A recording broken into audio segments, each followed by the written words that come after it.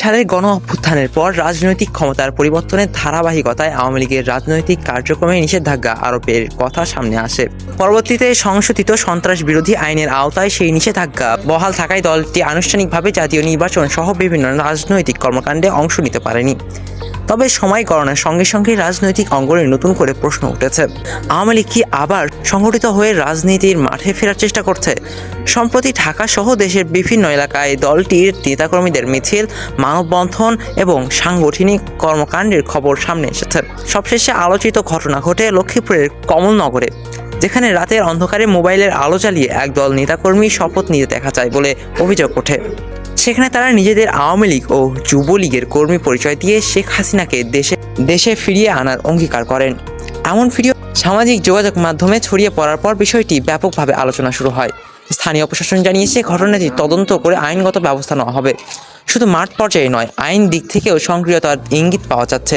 কক্সবাজারের প্রায় 173 জন আইনজীবী জাতিসংঘে মানবাধিকার হাই কমিশনের কাছে চিঠি পাঠিয়ে নিষেধাজ্ঞা প্রত্যাহারের দাবি জানিয়েছেন। তাদের মতে, রাজনৈতিক নিষেধাজ্ঞা সংবিধানের মৌলিক অধিকার ও গণতান্ত্রিক চর্চার পরিপন্থী। দলটির কিছু নেতার বক্তব্য অনুযায়ী নিষেধাজ্ঞা থাকলেও তারা রাজনৈতিক কর্মসূচি চালিয়ে যাওয়ার অবস্থানেই আছেন। রাজনৈতিক বিশ্লেষকদের মতে, দীর্ঘদিন ক্ষমতায় থাকা একটি বড় দল রাজনৈতিক দলের মধ্যে নিষেধাজ্ঞার পরেও সংগঠিত থাকার চেষ্টা অস্বাভাবিক নয়। তবে প্রশ্ন উঠছে, তৎপরতা কতটা কার্যকরভাবে রাজনীতির মূল ধারায় ফিরে আসার পথ তৈরি করবে।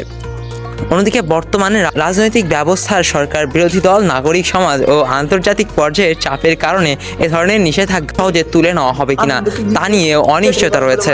ফলে পরিস্থিতি এখন এক ধরনের রাজনৈতিক স্থবিরতা বা স্ট্যান্ড অফ এর দিকে যাচ্ছে বলে মনে করেছেন পর্যবেক্ষকরা।